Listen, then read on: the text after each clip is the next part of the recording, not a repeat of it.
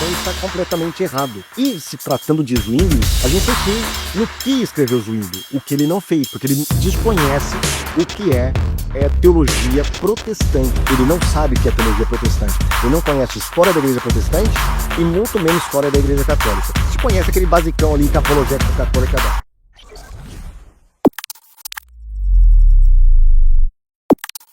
Olá, meus irmãos, graça e paz novamente. Seja muito bem-vindo ao canal Defensores. E este canal, você sabe, é um canal de debates, um canal de polêmica, um canal de apologética. E é apologética que nós estamos fazendo. O vídeo de hoje é a continuação de uma resposta que eu estou dando a um católico sobre o tema transubstanciação. Para você que caiu de paraquedas aqui, deixa eu te explicar o que está acontecendo. Eu estou fazendo uma série de vídeos sobre transubstanciação. O último vídeo que eu fiz foi sobre os pais da igreja e mostrei, com citações de alguns pais da igreja, como que esses pais da igreja nunca poderia professar a chamada transubstanciação católica.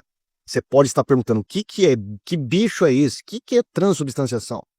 É que na hora da ceia, né, que nós evangélicos chamamos ceia do Senhor, os católicos chamam de Eucaristia, né? É o momento do partilhar o pão, de beber o vinho. Só que os católicos não bebem vinho, somente o padre, mas eles têm a hóstia.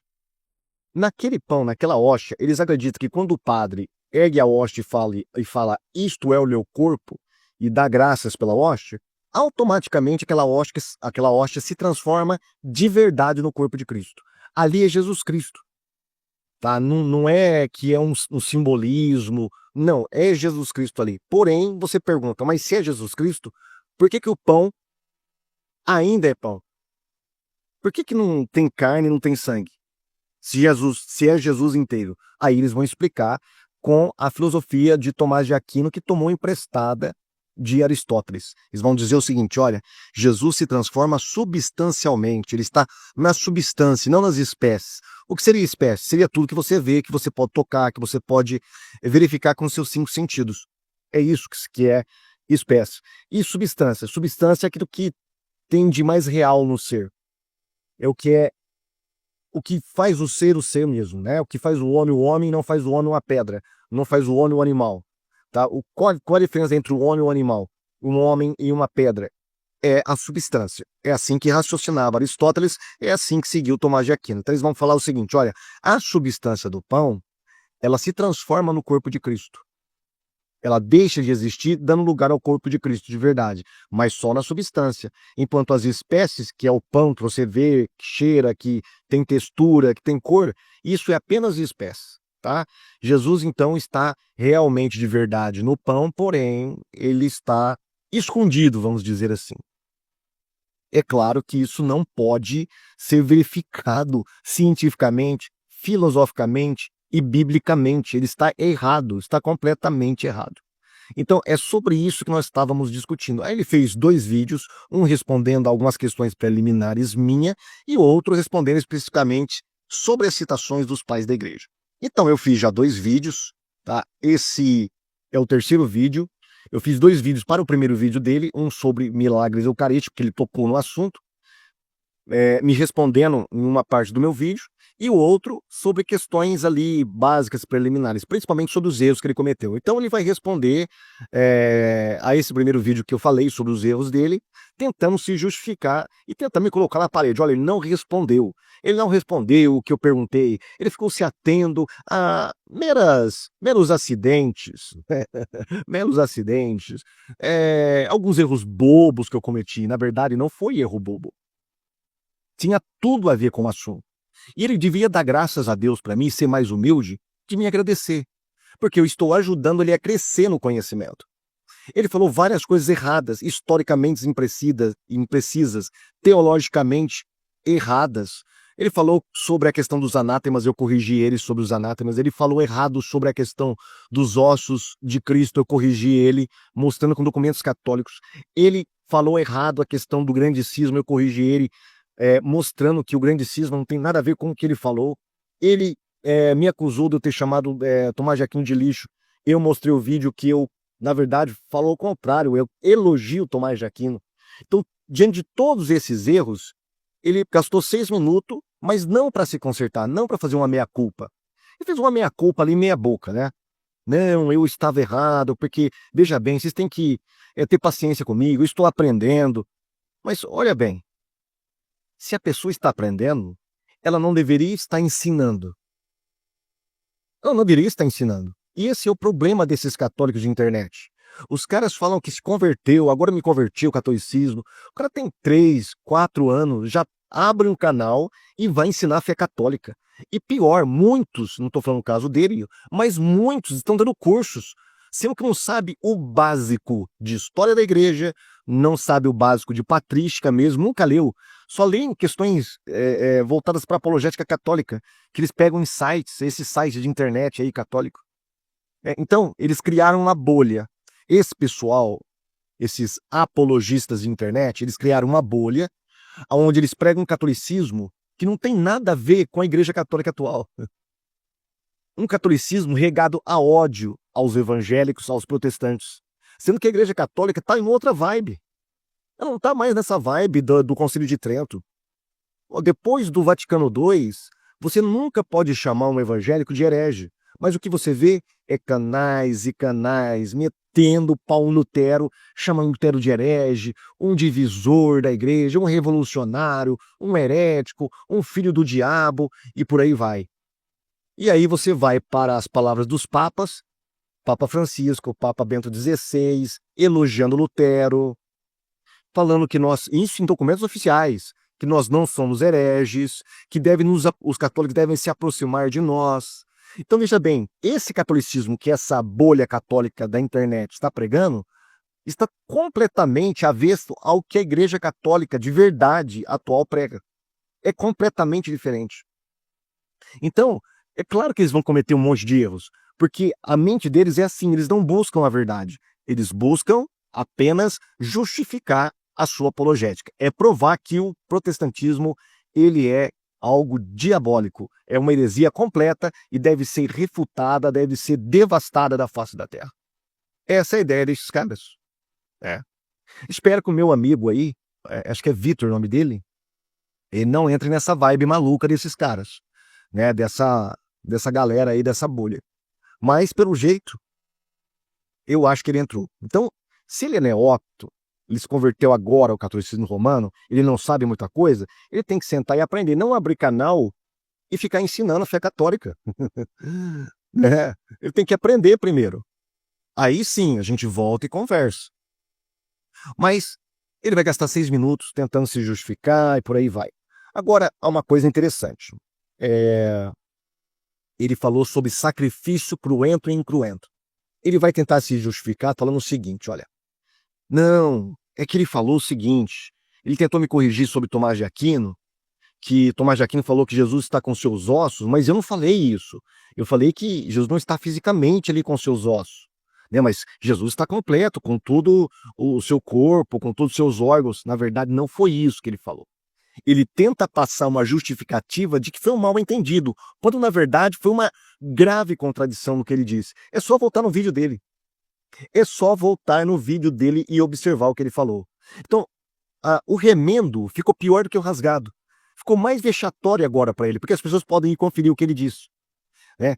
Mas vamos pegar o gancho aqui que ele falou de sacrifício cruento e sacrifício incruento. Olha, Tomás de Aquino estava falando do Cristo inteiro e estava falando de sacrifício incruento. Então eu não estava totalmente errado. Não, você estava errado e você não estava falando isso. Você está tentando inventar uma desculpa agora.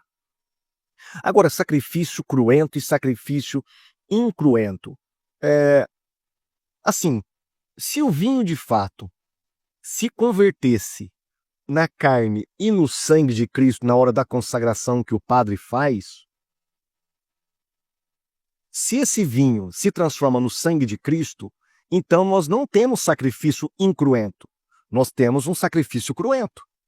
Porque lembrando, a missa, ela não é só uma ceia, não é só comunhão, não é só o partir do pão, ela é um sacrifício.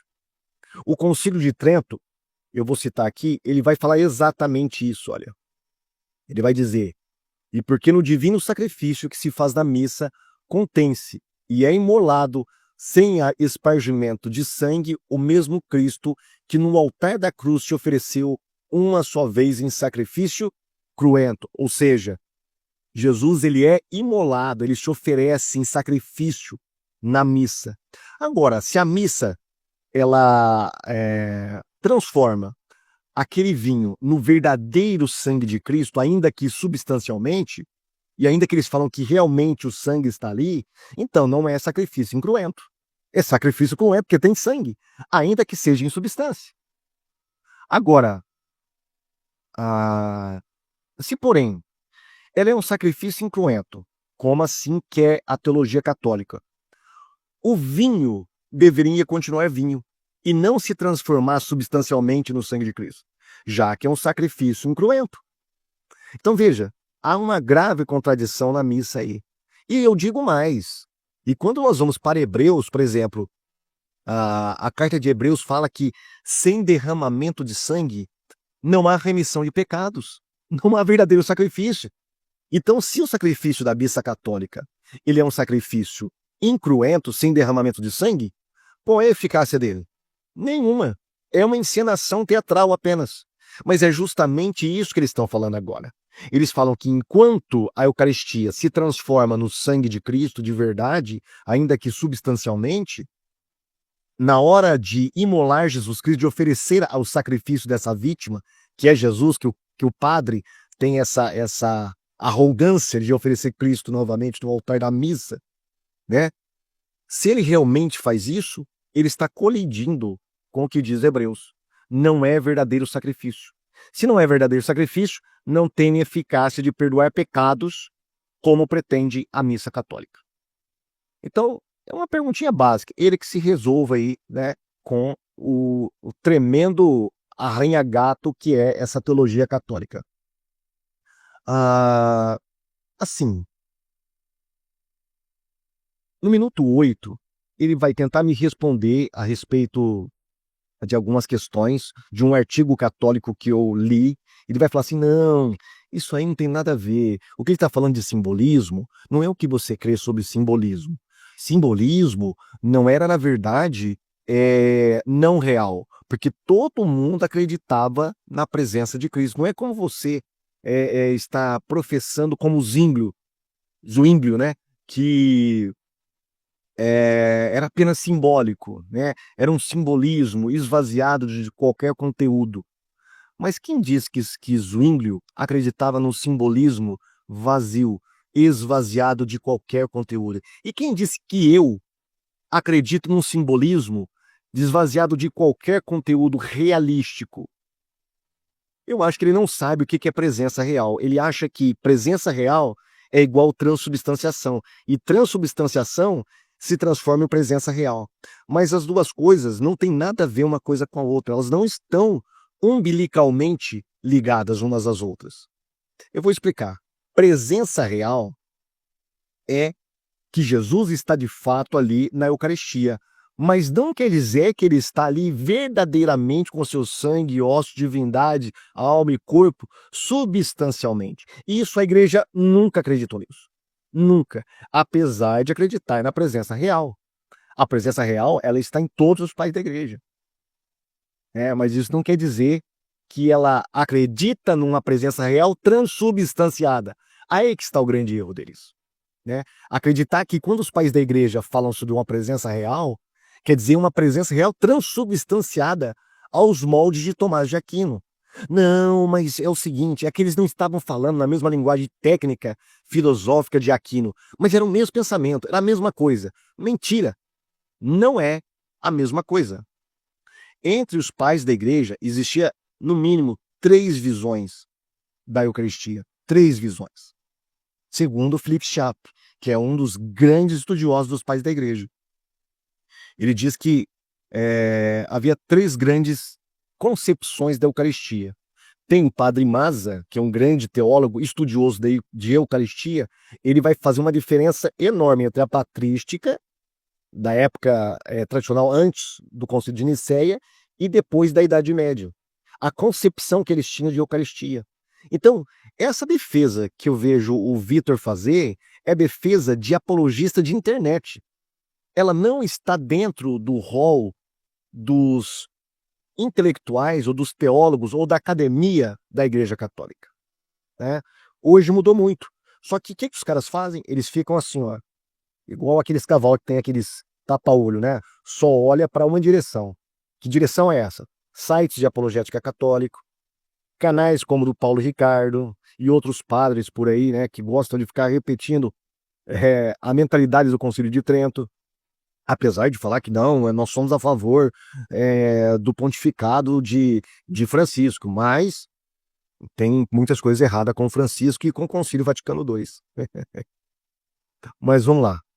Então, o primeiro erro que ele vai falar sobre a questão de Zwinglio, ele fala que Zwinglio acreditava apenas no simbolismo. Era um simbolismo. Na verdade, antes de Zwinglio, 800 anos antes, nós já temos Ratranos já falando sobre isso, escrevendo sobre uma presença simbólica, uma presença real, mas simbólica, tá? Espiritual. Nós temos outras personalidades, como Berengário depois dele. Berengário vai sustentar isso também. Antes de Berengário, antes de Ratranos, nós temos Santo Agostinho, que também vai confirmar uma presença real, porém não substancial aos moldes aristotélicos. Né? Então está completamente errado. E se tratando de Zwinglio, a gente tem que ir no que escreveu Zwinglio, o que ele não fez, porque ele desconhece o que é teologia protestante. Ele não sabe o que é teologia protestante. Ele não conhece a história da igreja protestante e muito menos história da igreja católica. Se conhece aquele basicão ali que a apologética católica dá. Mas vamos lá, vamos ver o que o Zwinglio falava. Ele diz assim, olha, em uma das cartas que ele escreveu ao bispo, em 1530, ao imperador Carlos.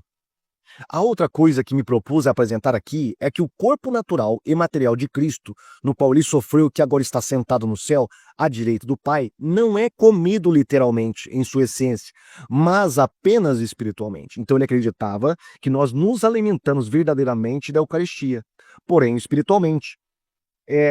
Reprisando aí toda uma tradição que vem lá atrás, né? Com Ratranos, com Agostinho, com Berengário e outros vultos, grandes vultos da teologia ocidental, da ceia do Senhor. Além disso, o ensinamento dos papistas de que comemos o corpo de Cristo com tamanho, as qualidades e a natureza exata que ele tinha quando nasceu, sofreu e morreu, é não apenas frívolo e estúpido, mas também ímpio e blasfemo. Olha, quem são os herdeiros de Zwinglio? Os principais herdeiros de Zwinglio são os batistas, não são os presbiterianos. São os batistas. E olha como que a confissão de fé... Eu trouxe duas confissões de fé batista aqui. Uma de 1677 e 1689 e a outra de 1833. A de 1833 vai falar o seguinte, olha, de fato e em verdade, os que recebem exteriormente os elementos desta ordenança, desde que comungando dignamente pela fé, não de maneira carnal ou corporal, mas espiritual, recebem a Cristo crucificado e dele se alimentam, bem como todos os benefícios de sua morte. Eu acho que isso aqui vai muito além de um mero simbolismo. Não é um simbolismo. Então os católicos eles compreendem completamente errado como os evangélicos acreditam sobre a Eucaristia. Agora, a confissão de 1677. Para os que creem, o corpo e o sangue de Cristo estão presentes na ordenança. Não de maneira corporal ou carnal, mas de modo espiritual, tanto quanto estão presentes os elementos visíveis. Olha, isso nós temos como presença real, porém, uma presença, vamos dizer assim, alegórica, simbólica, um sinal que aponta para o verdadeiro corpo de Cristo. Foi assim que confessou Berengário, foi assim que confessou Ratranos, foi assim que confessou Agostinho e outros antes dele. Vamos continuar aqui. Ele vai dizer também que nas igrejas evangélicas o símbolo está oposto e contrário à realidade.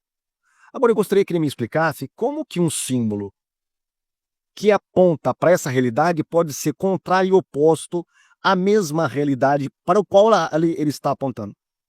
Eu não entendi realmente essa.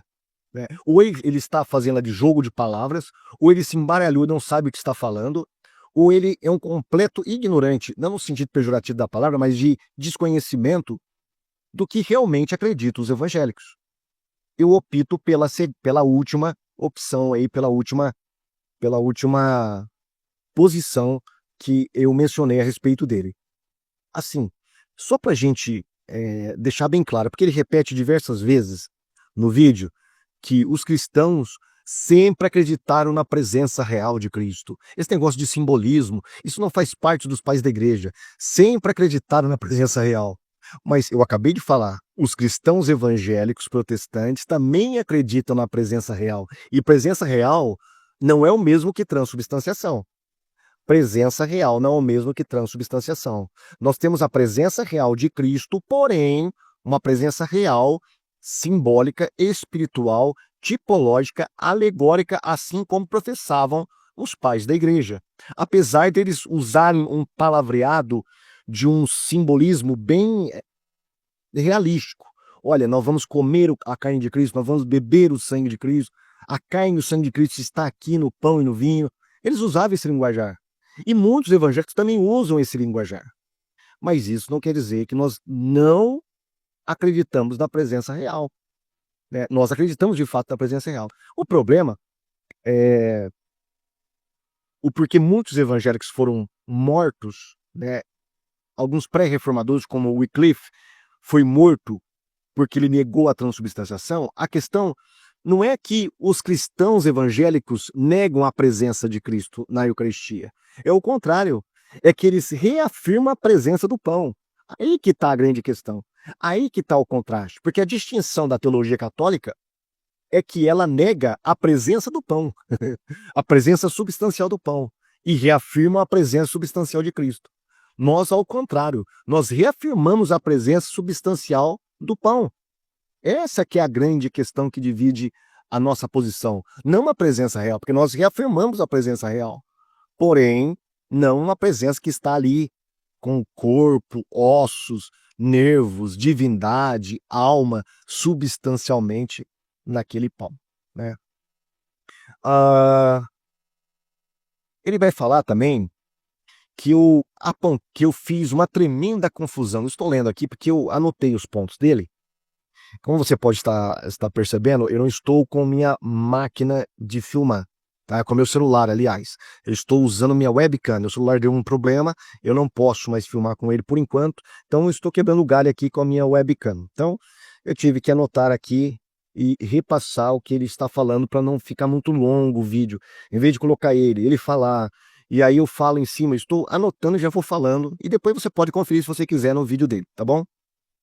Ele então tenta apontar uma tremenda confusão que eu fiz quando eu fui explicar, né, o argumento de Berengário.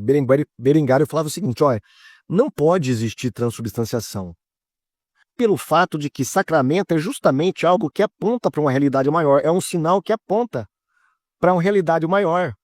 Ora, se o pão já é essa realidade, que é o corpo de Cristo, para onde que o sacramento vai apontar? Não tem para onde ele apontar, se o corpo de Cristo já está ali. Então não tem como o pão apontar para algo, se o corpo de Cristo já é este algo. Então é contraditório. Então ele vai falar assim: não, você não entendeu nada de que Berengário falou, né? E aí ele vai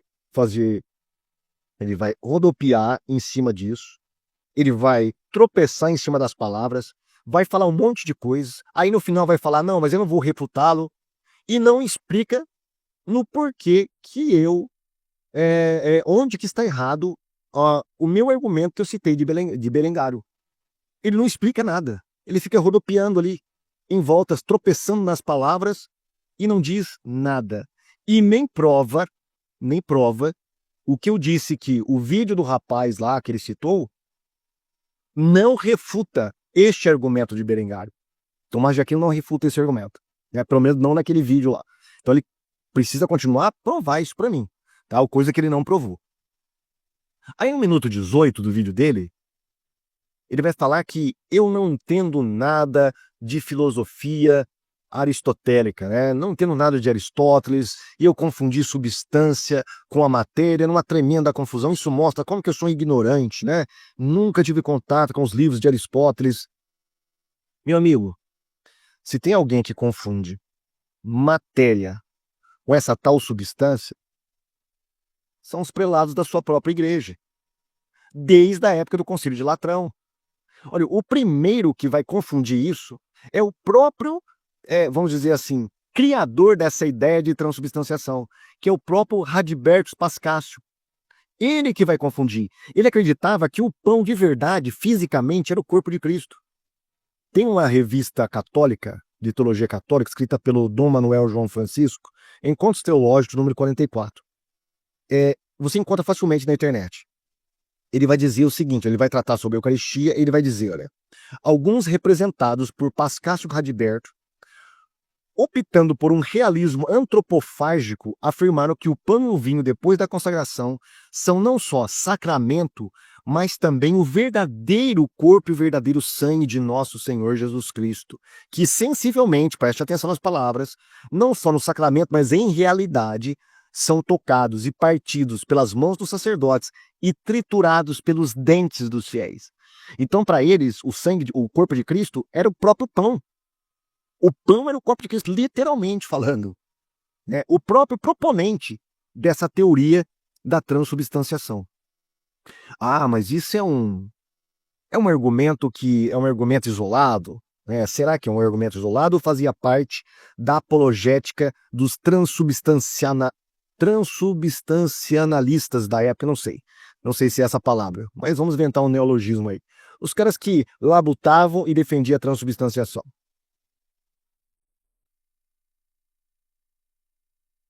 A outra posição agora é de um adversário de Berengário, o Gitmund.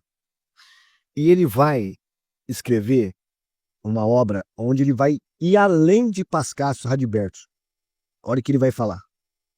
Por que não é certo que Cristo seja mastigado pelos dentes? Olha a pergunta que ele inicia o seu tratado. Para ele, a objeção pode admitir apenas duas perspectivas. Ou não é possível que Deus queira tal coisa, ou mesmo que pudesse, estaria abaixo da sua dignidade fazê-lo. A primeira, Gitmund, aduz a vontade toda poderosa de Deus. Se Deus a quis, não há nada da parte da realidade criada que possa resistir a ela. Pois, para citar o salmista, tudo o que Deus quis fazer, ele fez, tanto no céu como na terra. Pois, como autor da criação, Deus pode desejar um relacionamento entre o corpo de Cristo no céu e os fiéis na terra, de tal forma que ele pode ser tocado por ele hoje, tão fisicamente. Olha aqui o realismo, cara. Olha o realismo. Quanto poderia então, isto é, quanto Cristo ainda estava nessa terra. Então ele vai falar o seguinte, olha, quem diz que Cristo não pode ser mastigado? Quem disse que Cristo, de fato, quando é transubstanciado, ali ele não está sendo mastigado de verdade. Ele é um Cristo fisicamente do pão. Essa já era a teoria dominante na época, de um fisicalismo, de um realismo fisicalista, de um realismo antropofágico, como diz o autor ali da revista católica. Então, não sou eu que confundo substância com matéria, são os defensores da própria transubstanciação. Ou pelo menos os transubstancionalistas, sei lá, eu errei já. Vamos lá. Aí depois tem, deixa eu ver aqui se eu consigo. Tem uma encíclica papal. Onde o Papa. Perdão, encíclica papal não. Tem uma confissão de Berengário que o Papa Inocêncio III mandou ele confessar.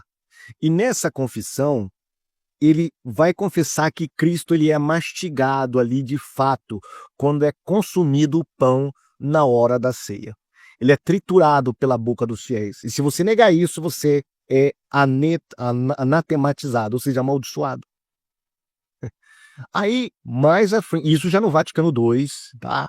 O Papa Paulo VI, na bula Mysterium Fidei, ele vai dizer o seguinte, ó. Pois, convertida a substância ou a natureza do pão e do vinho no corpo e no sangue de Cristo, nada fica do pão e do vinho, além das espécies debaixo destas. Está Cristo completo, presente na sua realidade física, mesmo corporalmente, se bem que não do mesmo modo como os corpos se encontram presentes localmente. Ele vai falar isso por quê? Porque depois do Vaticano II, teve alguns teólogos que foram propondo várias teorias para tentar eliminar a transubstanciação, porque a transubstanciação hoje já assim, é uma pessoa não grata dentro não só da liturgia, mas da própria teologia eucarística. Tem muitos teólogos católicos criticando o termo transubstanciação. Hoje, esse termo ele não faz mais sentido. Ele fazia sentido, essa teoria fazia sentido na época de Aristóteles, na época de Tomás de Aquino. Naquela época. Hoje em dia não faz mais sentido. Então eles já estão propondo outras teorias para explicar a presença real. Hoje, os teólogos católicos de academia, eles já falam assim, olha, o dogma é quanto à presença real, não é quanto à transubstanciação. Então estão já tentando eliminar a transubstanciação porque ela se tornou uma pedra de tropeço para a teologia católica. E é uma pedra de tropeço que só defende os apologistas de internet católicos. Só eles que defendem isso. Os próprios prelados católicos, os teólogos católicos, e eu poderia aqui citar vários desses teólogos. Você pode adquirir, acessar, por exemplo, aquele site Unicinos, que é um site de teologia católica, onde escreve vários teólogos do Vaticano. E muitos, coloca lá, Unicinos, transubstanciação. Você vai ver que, assim, de leve, eles estão rejeitando a transubstanciação. Ó, vamos colocar a transubstanciação em segundo plano. Ela não é importante. O que é importante? A presença real. Mas a presença real, os protestantes não negam. O problema não é a presença real de Cristo na Eucaristia. O problema é a presença real do pão da Eucaristia. Essa que é a grande diferença, né? Então, Paulo VI está refutando ali a teoria da transsignificação, transfinalização e da escatologização da Eucaristia. Foram 3 teorias propostas para tentar substituir a transubstanciação. Mas aí o Papa continuou firme ali, bateu firme, né? Não, nós vamos continuar com o Concílio de Trento.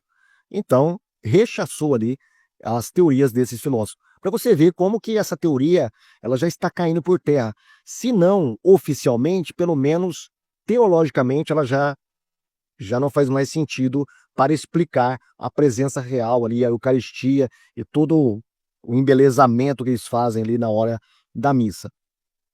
Aí ele vai falar, né, que eu citei um milagre da transformação da água em vinho, aquele milagre conhecido de Jesus, no capítulo 2 do Evangelho de João, que Jesus transforma a água em vinho, como sendo oposto à transubstanciação católica. Então, naquele vídeo eu falei assim, realmente, olha, a transubstanciação da água em vinho, ou a transformação da água em vinho, a substância está junto com os acidentes. Os acidentes acompanham a substância.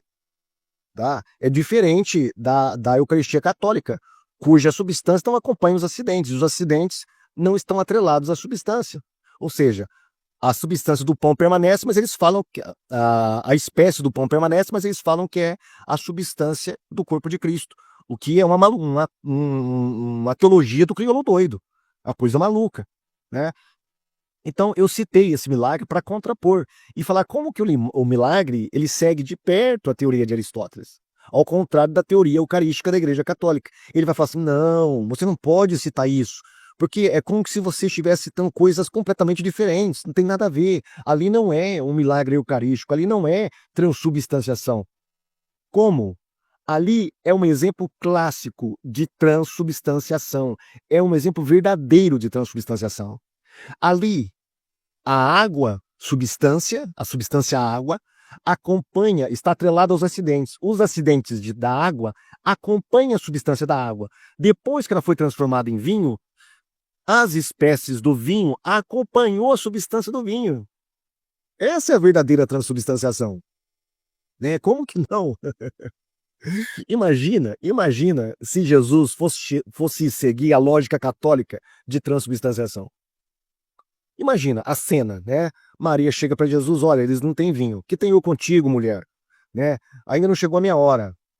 Mas aí Jesus vai e faz o milagre. Aí vem os serviçais verificar o vinho, porque tinha acabado o vinho, Maria e os discípulos falam assim, não, tem mais vinho ali. Pode ver que ali nos jarros ali está lotado de vinho. Os serviçais falam o seguinte, olha, mas em toda festa, primeiro você serve o vinho bom, depois deixa o vinho ruim por último. Dessa vez vocês fizeram o contrário. Agora, imagina se Jesus seguisse a lógica católica. Olha a cena, os serviçais chegam. Ué, você tá de brincadeira comigo, Pedro. Isso aqui é água. Não, não, mas Jesus transformou água em vinho. Não, não, não, não, isso aqui é água. Não pode ser vinho, isso aqui é água. Mas como que você sabe que é água? Ora, tem gosto, entre aspas, né, de água, tem cheiro, entre aspas, de água, tem cor, entre aspas, de água, tem gosto, entre aspas, de água, tem tudo de água. Como que você fala que não é água? Aí eles vão até Jesus, Senhor, mas o que é isso que o senhor fez? Não, não, não, não. Tenha fé, tá? É que as espécies é de água, mas a substância é de vinho. Você entendeu? Eu fiz um milagre. É apenas a substância que foi transformada em vinho. Mas vocês podem beber como se fosse vinho mesmo, porque é real o vinho ali, tá? Ele é real, é uma presença real do vinho.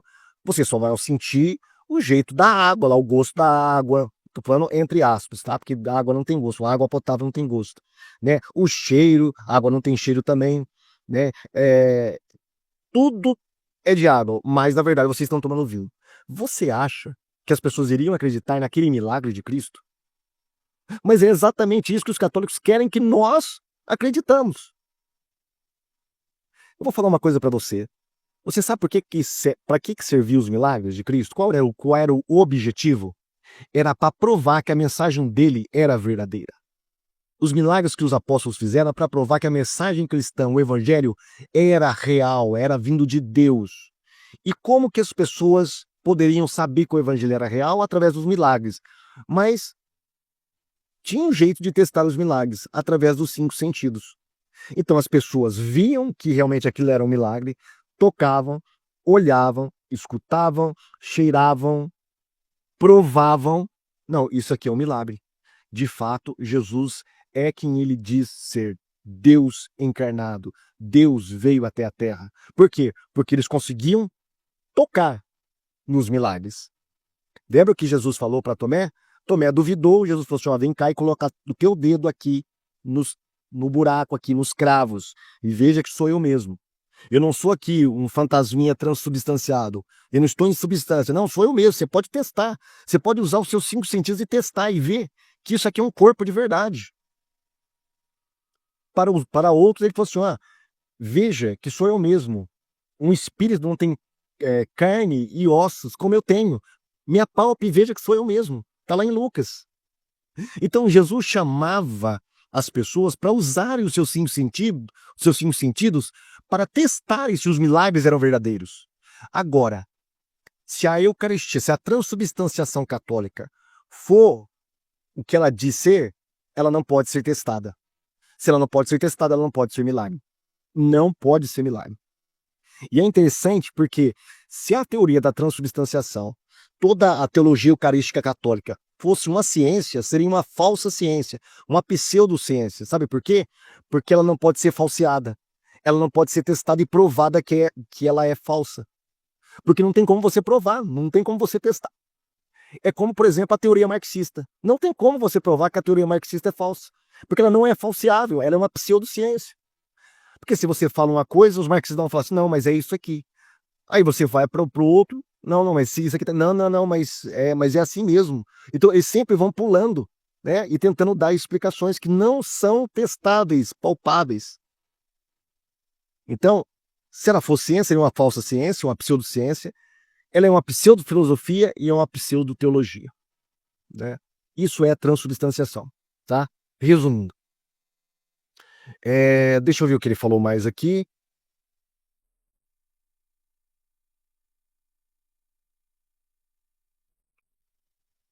Pois é, então ele fala que o meu exemplo que eu dei não é lógico, né? É ilógico. Mas ilógico é a transubstanciação. A transubstanciação verdadeira que eu provei com o milagre da água sendo transformada em vinho, ela segue de perto toda a teoria de Aristóteles, da substância das espécies. Ela não nega a teoria de Aristóteles, mas a transubstanciação nega.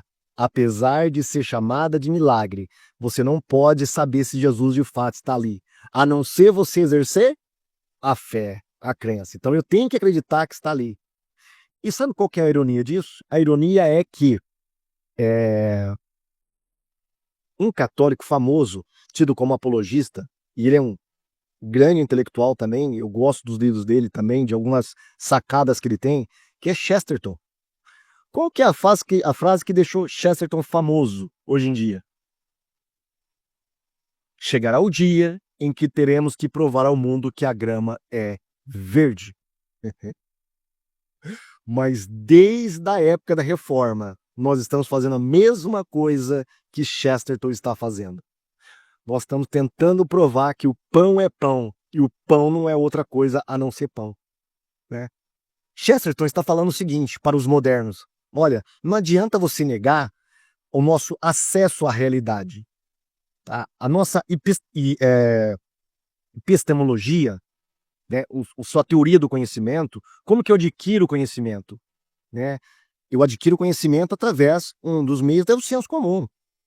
Se eu falo para você, tá chovendo, como que você sabe que está chovendo? Simples, você vai lá fora, abre a janela, você vai lá fora, olha, se estiver chovendo, a minha proposição está batendo com a realidade. Se não estiver chovendo, o que eu falei é uma mentira, não pode ser provado. Mas como que eu vou ser desmentido?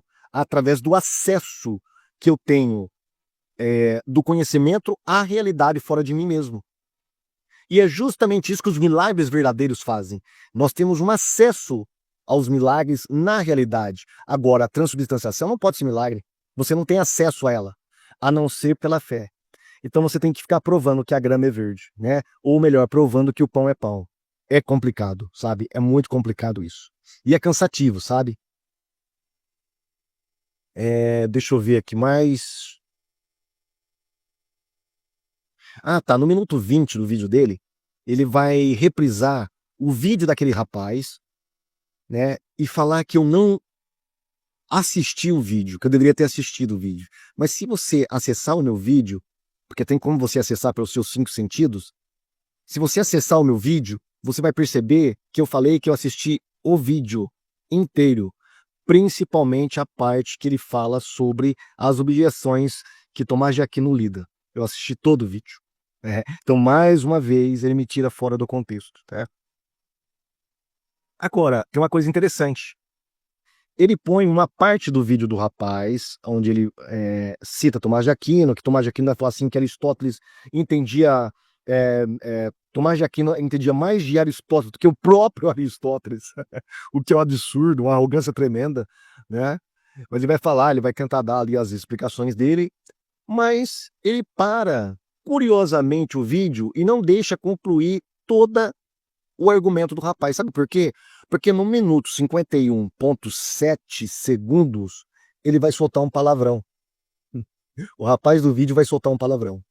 Né? Eu não vou repetir o palavrão dele aqui, não vou falar, tá? Mas ele vai soltar um palavrão nesse vídeo.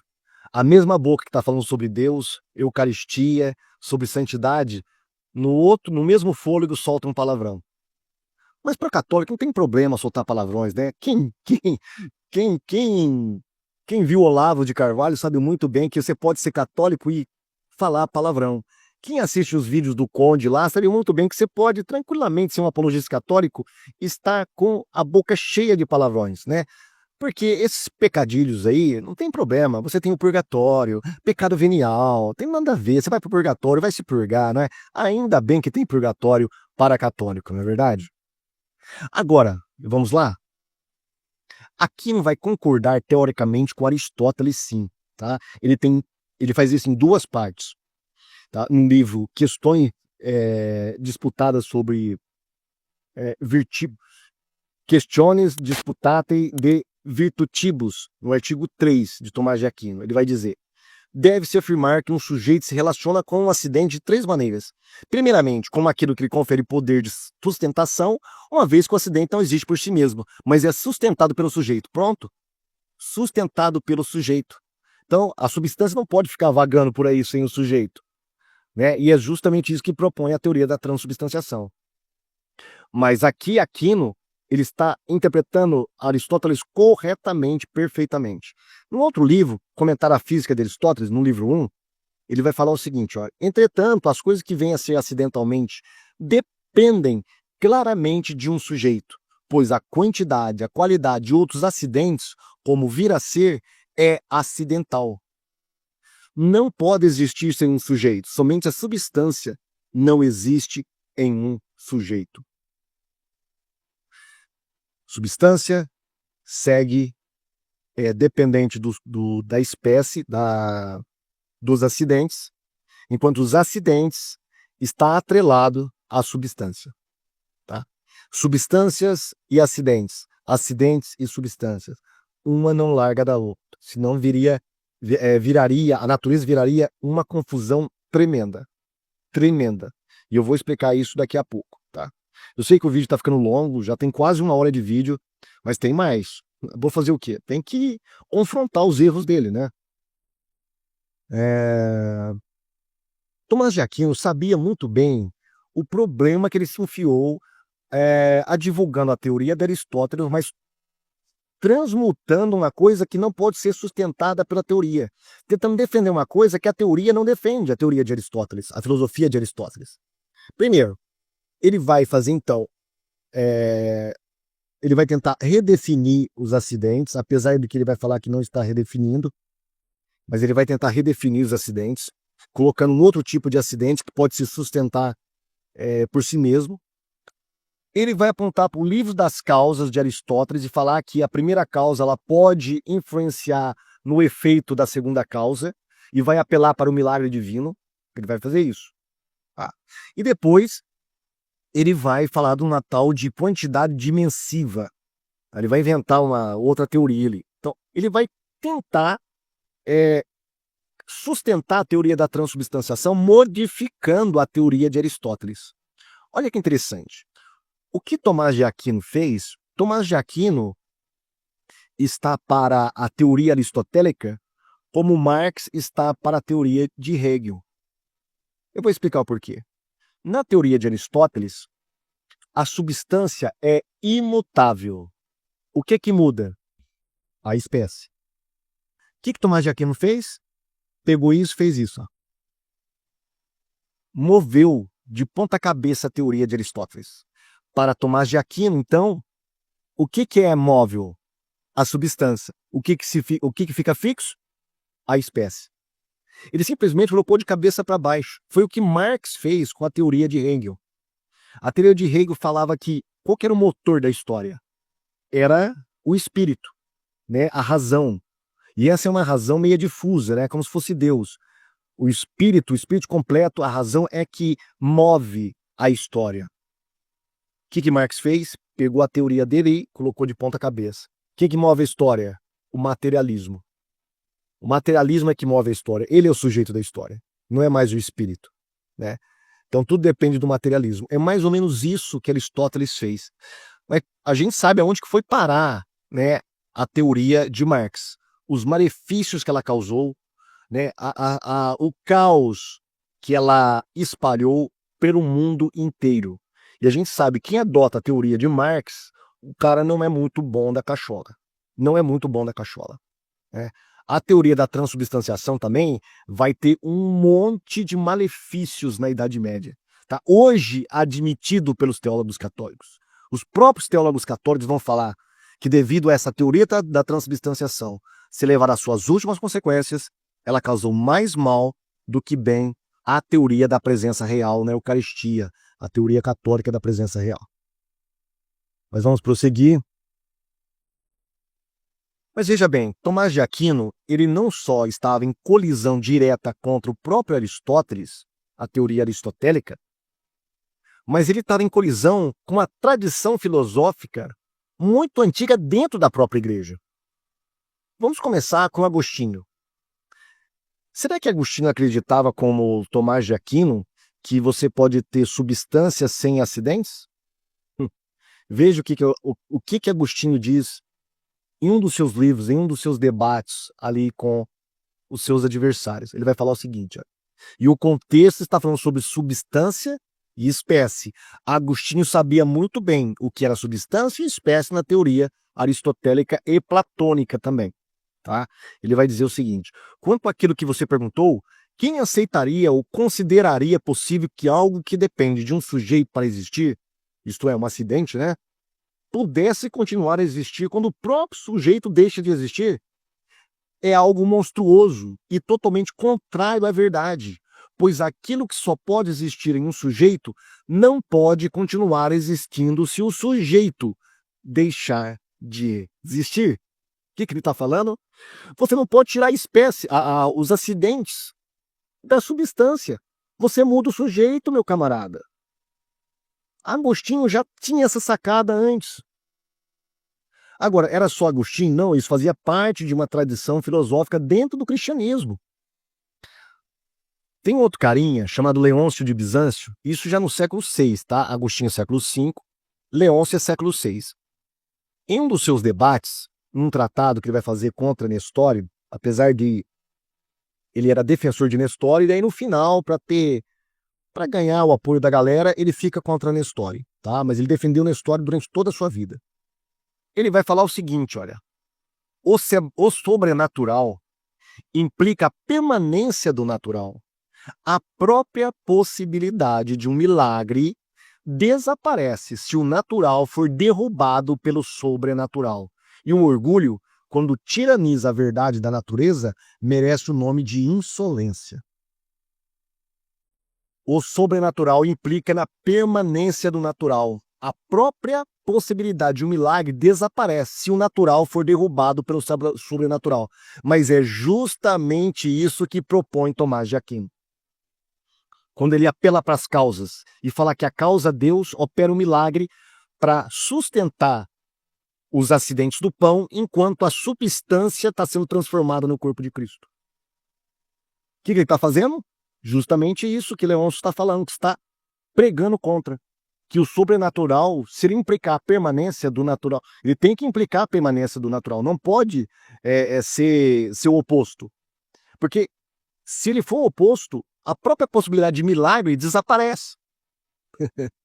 Olha aí, nós temos Agostinho, nós temos Leôncio de Bizâncio. E agora, um camarada, assim, de peso, contemporâneo de Tomás de Aquino, um filósofo, teólogo e cientista alemão, Teodorico de Freiberg. Esse cara era fera. Até hoje, cientistas usam na teoria, que eles vão falar sobre a luz, os espectros da luz e tal, eles usam a teoria desse cara aqui, de Teodorico de Freiberg. Teodorico de Freiberg foi um grande opositor de Tomás de Aquino na filosofia. Ele era um especialista em Aristóteles. As pessoas pensam que só Tomás de Aquino é que dominava Aristóteles, né? Nada disso. Esse cara é um especialista em Aristóteles e ele vai refutar Tomás de Aquino quando ele vai lançar mão desses subterfúgios a partir da teoria aristotélica. Ele vai escrever um livro chamado De Accidentibus, ou De Accidentibus, onde ele vai propor que esse negócio de você desassociar a espécie da substância é coisa de maluco. Isso não procede, nem apelando para milagre divino. Olha, ele era um filósofo, uma pessoa temente a Deus, e escreveu livros sobre espiritualidade cristã. Cara, era um cara completo. Olha o que ele vai dizer. Ele tem uma fala interessante que eu marquei aqui. Ele dizia o seguinte, olha. Ele se opõe ao que ele chamava de comuniter loquens. O que era o comuniter loquens? Nada mais que o nosso senso comum. Ele vai falar que o comuniter loquens ele só ganha força pela multiplicidade e não por eficácia de seus argumentos. Ou seja, esse negócio das pessoas, essa modinha, né, que virou senso comum de falar que a espécie permanece, mas a substância muda, ela não tem força de argumento. Não tem força de argumento. Ela só ganha força por causa de um meme. A gente chamaria isso de meme, de multiplicidade. Um vai citando o outro. E isso vai cada vez mais se alastrando. E pega uma autoridade simplesmente porque ele se alastrou. Mas não porque ele realmente tem uma substância no seu argumento. É isso que ele está falando. Então ele fala que ele era contra essa comuniter loquens, ou seja, essa comunidade, né, do senso comum. Aí, no De Accidentibus, no capítulo 5, verso 21, ele vai falar o seguinte, olha. De tudo isso, conclui-se necessariamente que dizer que as tão citadas propriedades dos seres e suas paixões estão separadas implica uma contradição manifesta que Deus não pode fazer. Deus não pode fazer, pois o fato de algo existir e não ter a sua própria realidade ou a sua própria definição, nem ser da sua própria espécie, implica claramente uma contradição, como se alguém dissesse que o homem é e não é um animal racional. É a lei da não contradição. É a lei da não contradição. A é A. A não pode ser A e não ser A ao mesmo tempo, porque isso seria uma grave contradição. É a lei da não contradição. Ele está falando, olha, você não pode ter a espécie e a substância de modos diferentes. Ou é ou não é. Ou aquilo é pão ou não é pão. Você não pode falar que aquilo é pão apenas nos acidentes, mas que mudou a substância. Isso não existe. Isso é teoria, é teologia do crioulo doido. Pelo amor de Deus. Aí no capítulo 23, ele vai falar sobre transubstanciação, ele vai tocar nela no capítulo 5, no capítulo 7 e no 23, tá? Aí no capítulo 23, ele vai falar o seguinte, olha. A impossibilidade, o absurdo da posição que diz que a quantidade pode ser separada da substância e que algo mais existe na quantidade como seu sujeito imediato é evidente. É evidente o quê? Que é um absurdo. Foi também encontrada outra deficiência no que diz respeito ao processo inadequado da investigação controversa das questões que dizem respeito ao presente negócio. Ele está falando sobre a transubstanciação lá de Tomás de Aquino. Por quê? Por um lado, defendem a sua intenção por razões tiradas da natureza e das propriedades das coisas. Ou seja, se por um lado eles tentam se basear em Aristóteles, na física de Aristóteles, por um outro lado, aí ele vai falar, mas se o outro lado argumenta de uma forma ainda mais eficaz, né, no caso eles recorrem a um milagre, nomeadamente dizendo que isto que defendem na sua posição deveria ser feito milagrosamente, por poder sobrenatural. Aí depois ele vai falar assim, ó, nem mesmo Deus pode fazer isso, porque seria uma contradição gravíssima. E Deus não pode se contradizer. A contradição não pode ser verdade, ela é erro, contradição é erro.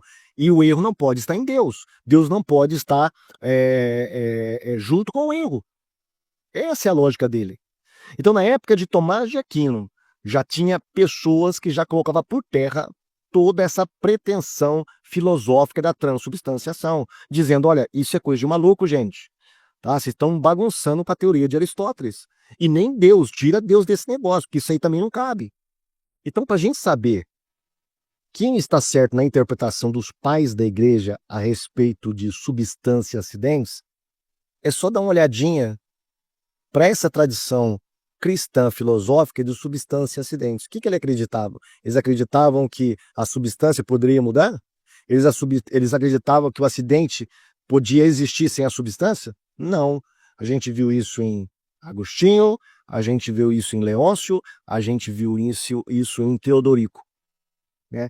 E se eu for buscar, vai ter mais personagens da história da igreja que vão atestar isso que nós estamos falando. Tá? Então, todas as vezes que os pais da igreja falam que, olha, a natureza do pão permanece, eles estão falando de acordo com essa tradição cristã filosófica, tá? Que você não pode separar a substância de acidentes. Mas veja bem, o próprio Teodorico, deixa eu ver aqui, Teodorico, ele vai falar que você não pode nem apelar para o milagre divino. Sabe por quê? Porque o milagre divino, ele segue a lei de Aristóteles. Olha, quando Deus falou para Moisés e para Faraó, na frente de Faraó, pegar a sua vara, lançar, que ela se transformaria em uma cobra e uma serpente, de fato isso aconteceu. A substância vara deixou de ser substância vara, transformou em substância animal, uma cobra. Os acidentes continuaram? Não. Eles deixaram de ser acidente de vara, se transformaram em acidentes da substância cobra. Tinha a cor de cobra, andava como cobra, abocanhava, tinha tudo. Tanto é que a cobra de Moisés engole a cobra dos outros magos que tentaram fazer um milagre parecido. Depois nós temos a água do Nilo sendo transformada em sangue. Olha que interessante. A água virando sangue. elas foram realmente transformadas, porque as pessoas olhavam para o sangue e viam que as espécies, elas seguiam a substância. Não era mais água, era sangue de verdade, tanto é que fedia, cheirava mal. Era sangue. Não era uma água transubstanciada apenas na substância, com as espécies da água. Não, a substância sangue levou consigo todos os acidentes do sangue. E aí nós temos mais água transformada em vinho por Jesus. O próprio diabo falando para Cristo, olha, se você é o filho de Deus, transforma essa pedra em pão. Porque ele sabia muito bem que Jesus não ia fazer um cambalacho ali, transformando uma pedra, um pão, apenas na sua substância, deixando os acidentes. E tem ainda a ressurreição do corpo, nosso corpo, né?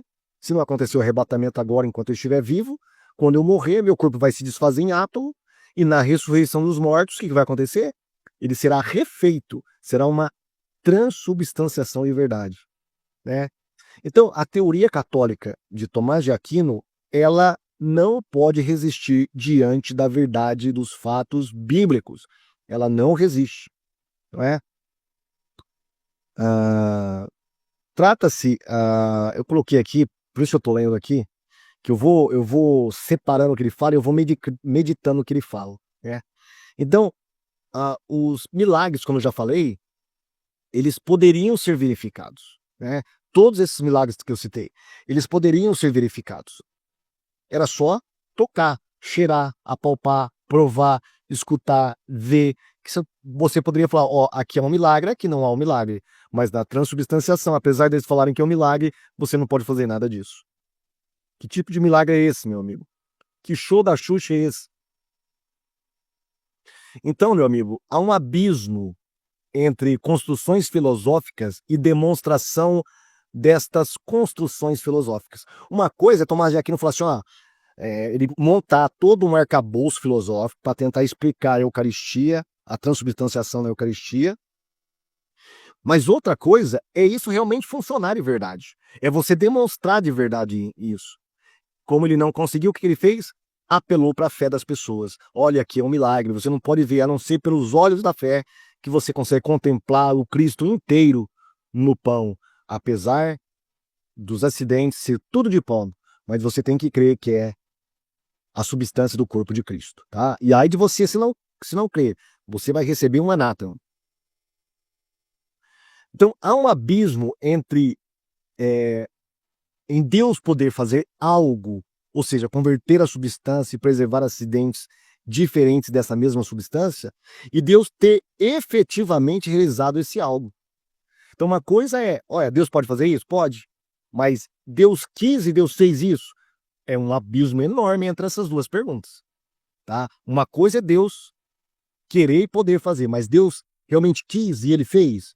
Não, Deus não quis e não fez. Isso não pode ser demonstrado.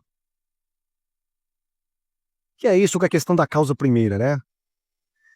Se a causa primeira ela é mais eficiente que a causa segunda em mudar o efeito da causa segunda, por que esse mesmo poder milagroso não pode mudar também os acidentes, os efeitos da segunda causa? Olha, a primeira causa seria Deus. Tomás de Aquino vai apelar para isso, né? Lá para a teoria de Aristóteles do primeiro motor, né? Na primeira causa. O primeiro motor é o motor que coloca em movimento todos os outros, tá? Todos os outros movimentos dependem desse motor principal e primeiro, que para ele seria Deus. Então, Tomás vai falar o seguinte: Deus é a primeira causa. É Deus que controla mais eficazmente o efeito da segunda causa, que seria o pão, do que o próprio pão. Então Deus pode sustentar. Agora, se Deus pode fazer isso, por que não pode transformar a segunda causa, o efeito da segunda causa?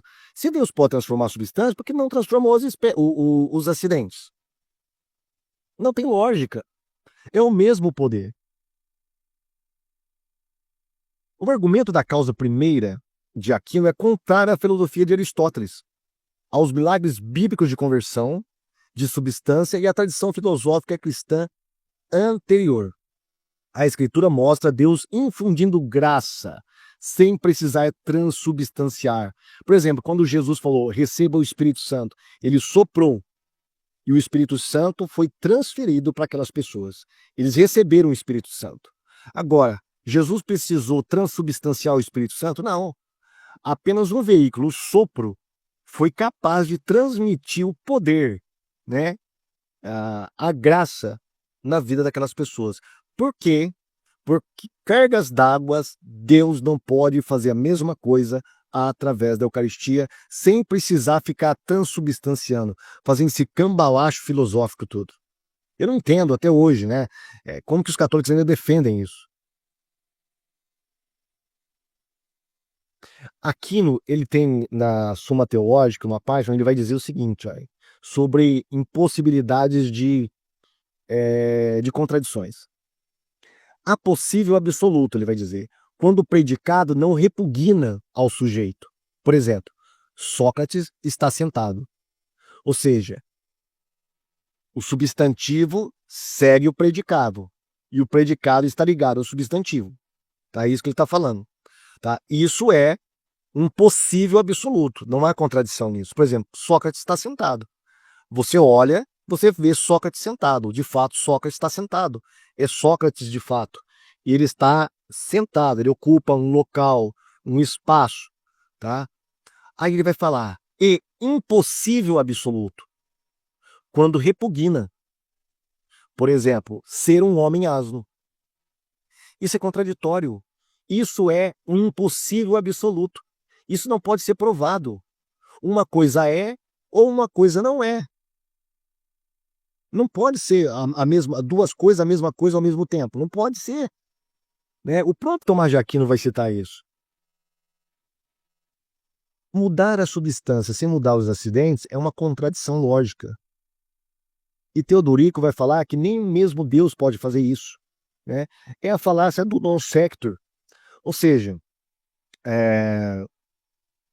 pelo fato de Deus poder fazer tudo, não se segue que ele pode fazer tudo. Ou seja, tem coisas que Deus não pode fazer, que vai contra a natureza de Deus, a natureza racional de Deus, a lógica e a natureza moral de Deus. Por exemplo, Deus não pode fazer 2 mais 2 ser igual a 5, não tem como. A lógica da matemática faz parte da natureza divina. É com ela que nós acessamos, é com ela que os físicos, os astrofísicos conseguem estudar o universo e prever eventos no universo através da matemática. Mas quem inventou a matemática? Algum homem, algum ser humano? Não. Faz parte de algo que já existe. Faz parte da substância, da vida, da realidade. Deus não pode fazer isso. Como Deus não pode, por exemplo, fazer um solteiro casado, um quadrado redondo. Deus não pode fazer essas tolices. Não que ele não é todo-poderoso, ele é, mas ele não pode contrariar a sua própria natureza, ele não pode fazer uma coisa contrária à sua razão. Por exemplo, Deus não pode deixar de existir. Deus não pode criar um outro Deus além dele mesmo. Deus não pode fazer isso. Por exemplo, Deus não pode ir contra a sua natureza moral. Ele não pode mentir, ele não pode ser injusto, ele não pode ser infiel, ele não pode pecar. Deus não pode fazer essas coisas. Porque vai contra a sua própria natureza moral. Então, não é que Deus pode fazer, Deus não pode fazer. Lógico que Deus pode.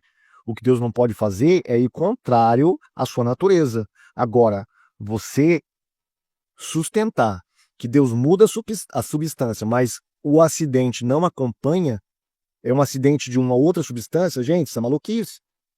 Isso é contradição óbvia. E Deus não está na contradição óbvia. Então você não pode nem apelar para milagres. Tomás de Aquino, na Suma Teológica, no livro 1, ele vai dizer o seguinte, ó. Por onde tudo o que não implica em contradição está contido nesses possíveis, relativamente aos quais dizemos que Deus é onipotente.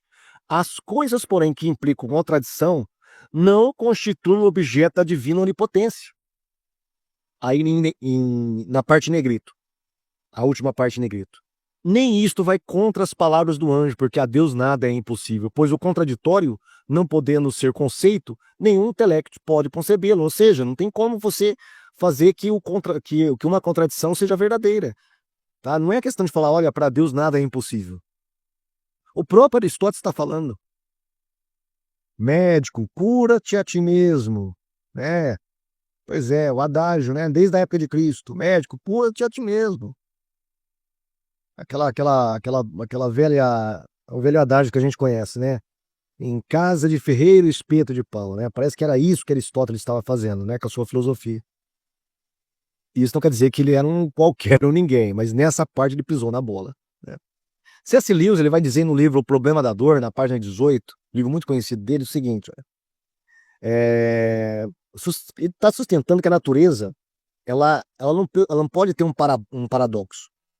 E você não pode atribuir isso a Deus. Ele vai dizer o seguinte, olha, um conjunto de palavras sem significado não passa a adquiri-lo apenas porque se juntou como prefixo Deus consegue. Ou seja, não porque o seu poder encontra um obstáculo, mas porque um disparate mantém-se um disparate, mesmo que seja referido invocando o nome de Deus. Ou seja, você não pode transformar algo que é contraditório em algo que é possível, simplesmente falando, olha, Deus pode fazer isso.